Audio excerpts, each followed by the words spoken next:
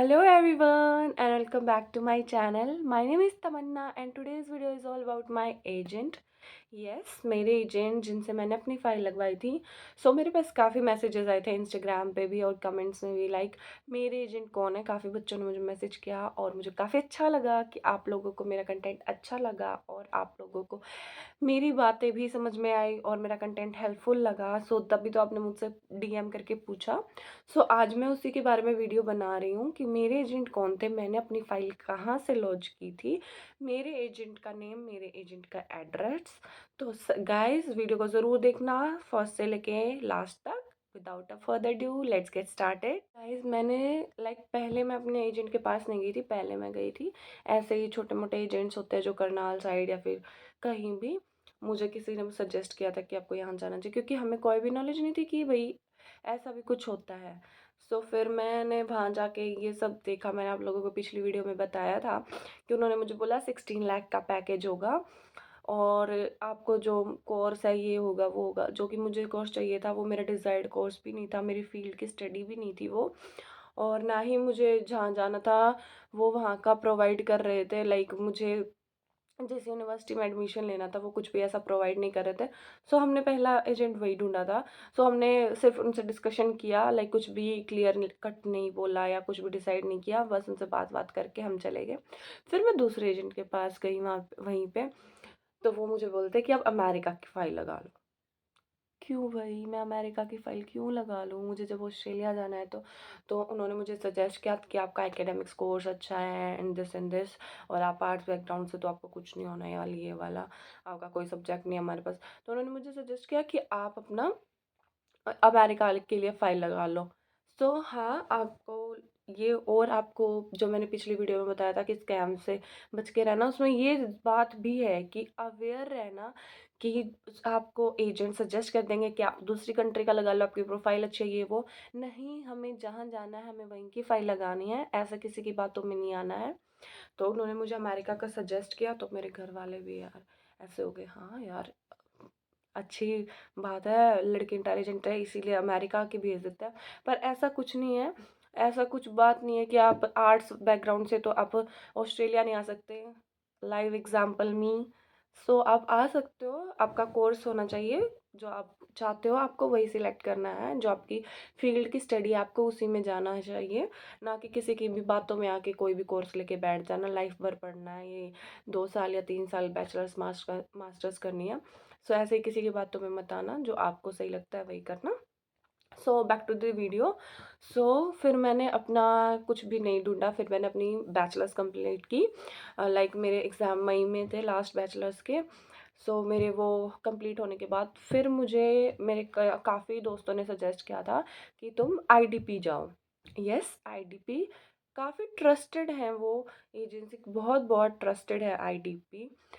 अगर आप एजेंट्स पे 60% ट्रस्ट कर सकते हो तो आप आईडीपी पे 99.9% ट्रस्ट कर सकते हो कि आपका वीज़ा ज़रूर आएगा। यस मैंने अपनी फ़ाइल लॉन्च आईडीपी से की थी। जैसे कि मैं वहाँ पे पहले गई तो मुझे वो दूसरे एजेंट मिले, मतलब जो भी वो होते हैं वो दूसरे उन एजेंट मिले। तो मैं अपने भैया के साथ गई थी। तो उन्होंने मुझे कुछ बताया ये वो मुझे वो अच्छे नहीं लगे, मुझे नहीं समझ में आया। तो फिर मेरे को ये लगा यार मैं आईडीपी से नहीं लगाती क्योंकि मुझे क्लैरिटी नहीं हुई उनकी बातों से, मुझे समझ में नहीं आया। वो काफ़ी इतनी अच्छे से बताया भी नहीं उन्होंने। तो इसीलिए मैं आईडीपी से नहीं लगा रही थी।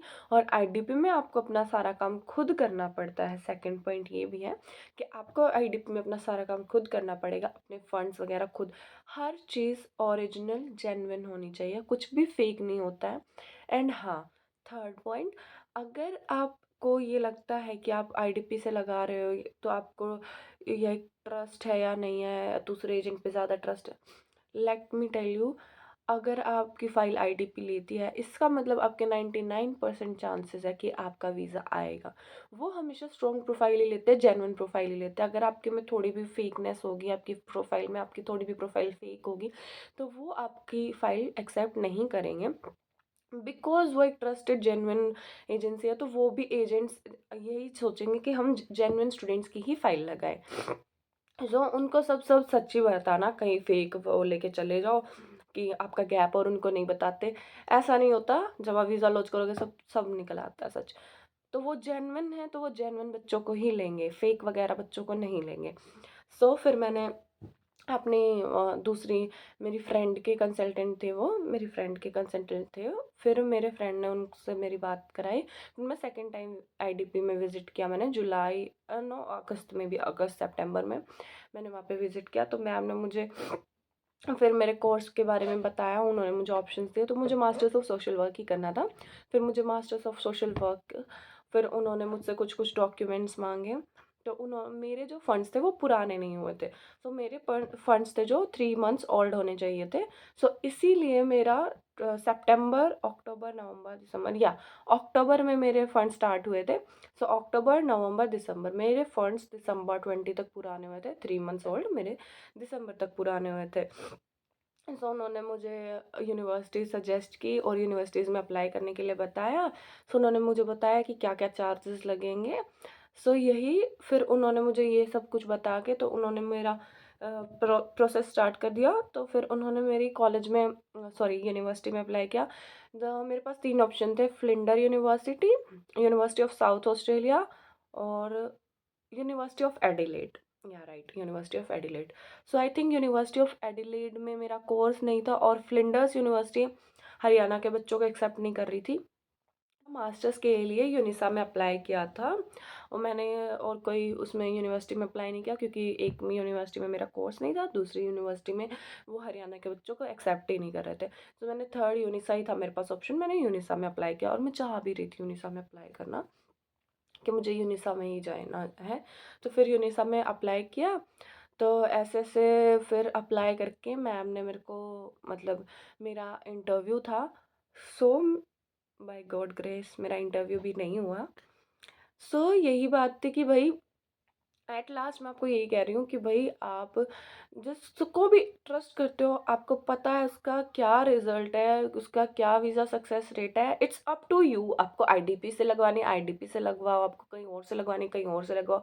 बट मुझे काफ़ी डीएम्स आए थे कि भई आप मैम अपना बताओ, आपने कहाँ से फ़ाइल लगवाई थी? सो मैंने अपनी फ़ाइल आईडीपी से लगवाई थी और जो मेरे एजेंट का नाम था वो था Priyanka Ghuman. So she is very, very, very sweet. मतलब वहाँ भी अलग-अलग एजेंट्स होते हैं तो मुझे वही अच्छी लगी थी। मेरे फ्रेंड की एक एजेंट थी वो, तो उन्होंने ही मेरे को उनसे बात कराई थी, तो मुझे वो काफ़ी काफ़ी अच्छी लगी और वो काफ़ी अच्छी हैं भी। वो काफ़ी हेल्पफुल है। मतलब और एजेंट मेरे दोस्त ने दूसरी एजेंट से लगवाई थी, तो वो बोलता कि भई मेरा तो फ़ोन ही नहीं उठाती मैम। दूसरी मैम थी जो उसकी, तो मेरे से तो बात ही नहीं करती। मेरा हमेशा उन्होंने कॉल का आंसर किया। मेरे को कभी भी ये नहीं कि भई मैं 10-10 दिन कॉल कर रही हूँ या 4-4 दिन कॉल कर रही हूँ और वो मेरा रिप्लाई नहीं कर रही हैं या मेरी फ़ाइल डिले कर रही है। वो साथ के साथ क्विक रिस्पॉन्स करती थी मेरे कॉल्स का भी और मेरा काफ़ी स्ट्रेस उन्होंने ही दूर किया है। सो वो काफ़ी अच्छे हैं।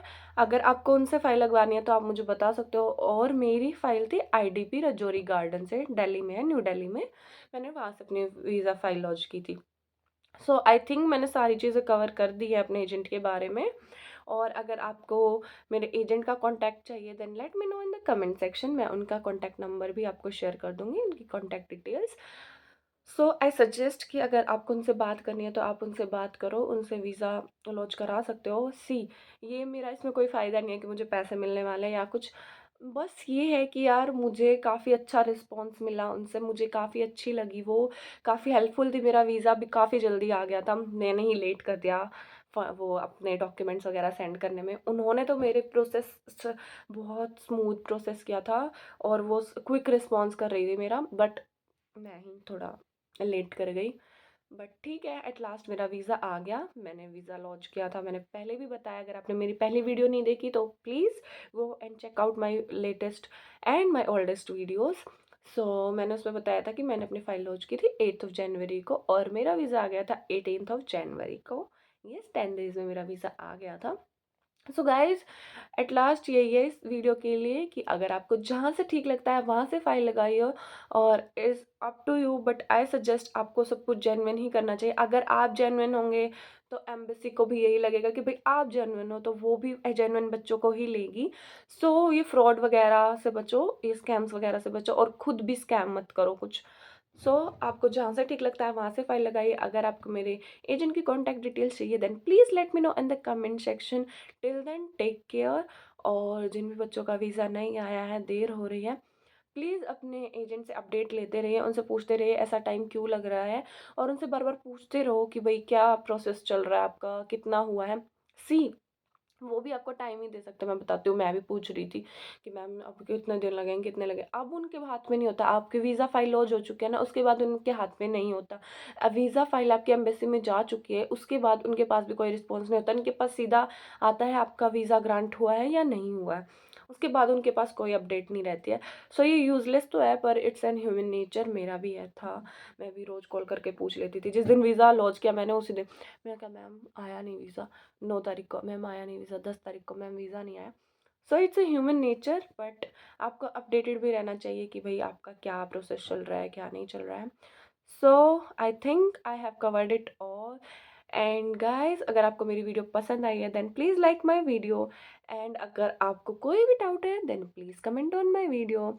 And for such content please, please, please subscribe to my channel. Till then take care, bye.